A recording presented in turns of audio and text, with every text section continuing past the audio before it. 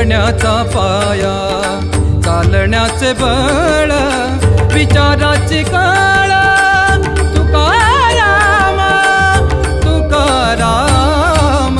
जगण्याचा पाया, चालण्याचे बळ, जगण्याचा पाया.